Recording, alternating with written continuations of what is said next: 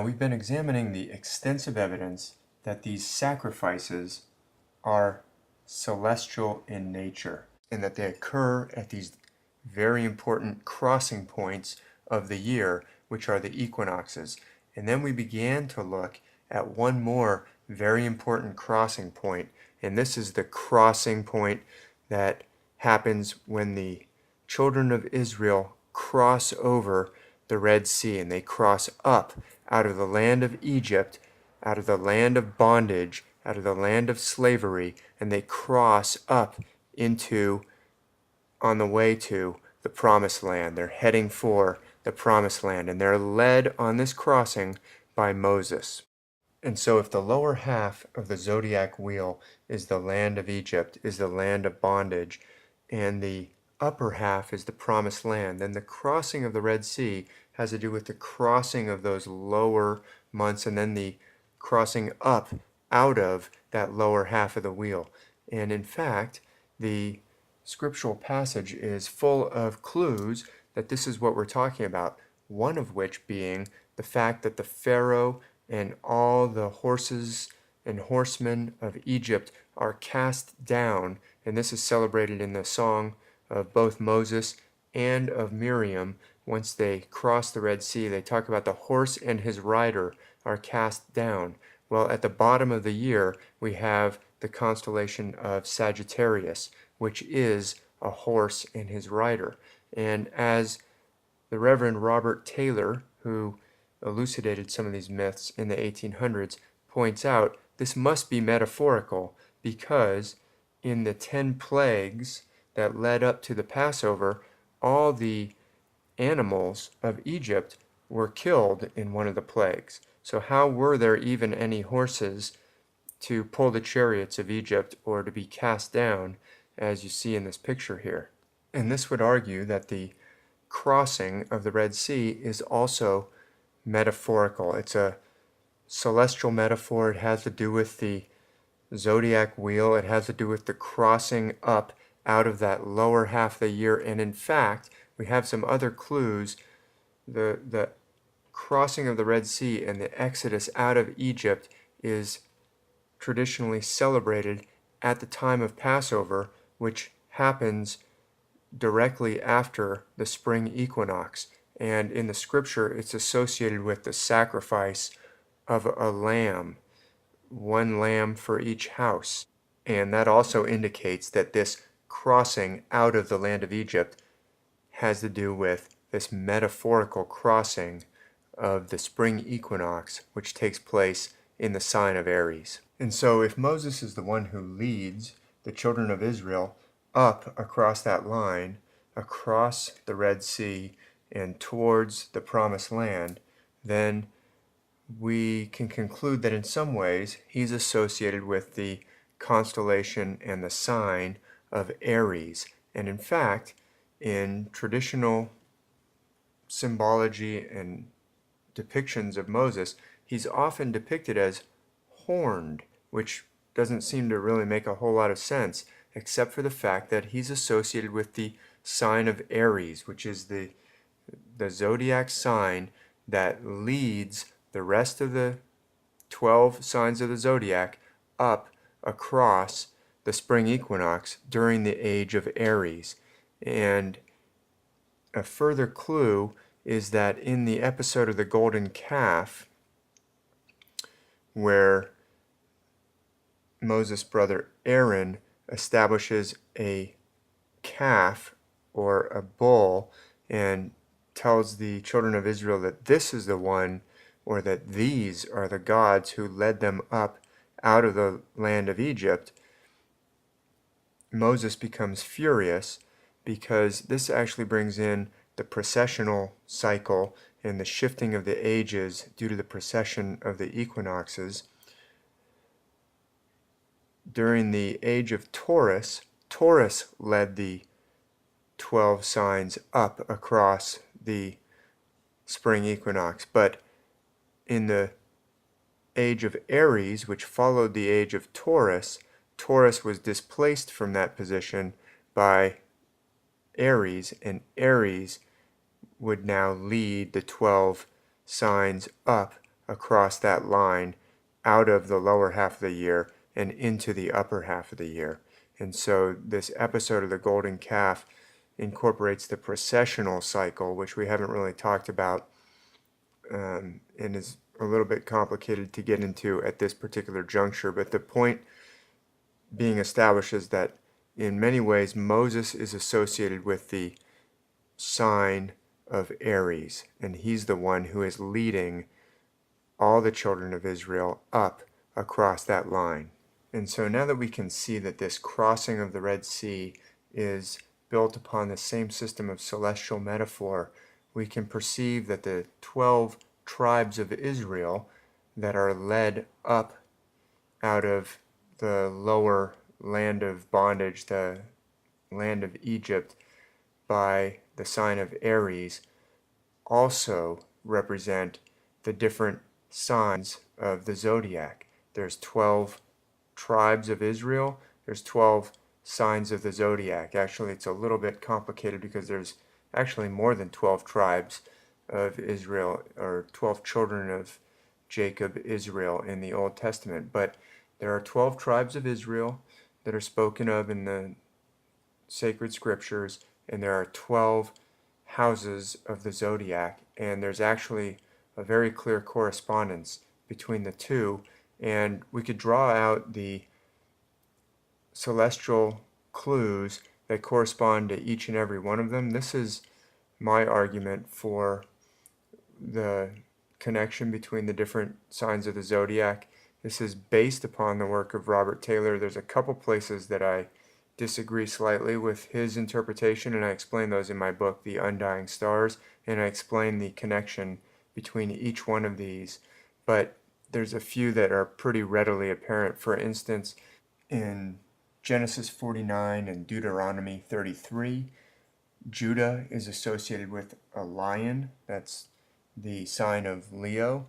Joseph is associated with archery. That's the sign of Sagittarius. And we could go through each one. Some are a little more obscure than others, but each can be seen to have celestial clues which point directly to one of the signs of the zodiac. And so now that we've explored this metaphorical system just a little bit and seen some of the evidence to support the fact that these are metaphorical and that they have to do with the upper and lower halves of the year and the crossing points in between them. And there's a lot more that can be said and a lot more that can be explored on this subject. But now that we've taken a look at it and some of the evidence, we can start to examine what the real purpose is, what is being conveyed by this metaphor. And remember that we talked about the upper half has to do with the realm of spirit. We can start to tie back to this shamanic worldview that we started off with all the way back at the beginning of video 1 in this series, and also some of the lessons that we drew out from the examination of Adam and Eve. When the stars are crossing through the heavens on the upper half, they're in the realm of spirit, but when they sink down into the earth, then they encounter the material world, and it's representative of the incarnation. And so this metaphor of the children of Israel being the 12 signs of the zodiac, well, this starts to show that actually what is being taught here is that, just as in the story of Adam and Eve, if Adam and Eve are our first parents, they're the parents of all living, and yet they're actually constellations that are in the sky and that can be identified in the sky and that move through the sky and then sink down to the earth. But they are metaphorically the parents of all human beings. Then we can see that what's being taught is that we're all in some way children of the realm of spirit. We're not literally children of the stars. They weren't teaching that we are literally the children of the constellation that represents Adam and the constellation that represents Eve. And in like manner, they're not teaching that anyone is physically the physical children of these 12 signs of the zodiac. That's a metaphor. So the children of Israel that are being spoken of in the scriptures of the Old Testament it's not a physical, racial message that there's a certain group of people who are descended from these constellations. This is no one's literally descended from a constellation, but this has to do with the fact that we are, metaphorically speaking, we have come down to earth from the world of spirit and we've been incarnated in a physical body, but that there is a spirit that's still slumbering in each of us, clothed in these coats of skins, as it says in the Adam and Eve story that we examined in a previous video in this series. There's the spark of spirit, of the divine spark has been plunged down into matter. And in fact, this spirit world that we cannot perceive, we can't perceive it with our five senses, but we can perceive that we have a spiritual component, and that the purpose of these ancient scriptures, whether the scriptures in the Bible or around the world, is to remind us of that fact, to remind us that we ourselves have a spiritual component, and to reawaken that, because it's slumbering inside of us, but it has to be recognized. We have to remember that we have it because we're prone to forgetting it. So to remind each and every one of us to raise that, identify that in ourselves and raise that spiritual component, but also to identify that everybody that we ever encounter has a spiritual component, and not to forget that. And not only that, but all of nature actually is infused by the spiritual world that we cannot perceive with our five senses. And I would argue that if the ancient scriptures and sacred traditions of the world are trying to remind us of this truth, that this relates to the famous command that was inscribed at the Temple of Delphi, which was, "Know thyself." This is actually supported by one of Plato's dialogues, the Phaedrus, where Plato has Socrates actually saying, don't focus in on trying to take these myths literally. That's a waste of time. What you need to do is spend your time trying to know yourself. So it's really interesting that Socrates is actually hinting that the myths are not to be taken literally, but the right way to interpret them is to focus on know thyself. And I would argue that this command of know thyself is related to this purpose of the ancient scriptures that we've been discussing, which is to remind us, or to awaken us to the fact that we are descended from the stars. Adam and Eve are our parents, or the 12 signs of the zodiac are our parents in a metaphorical sense.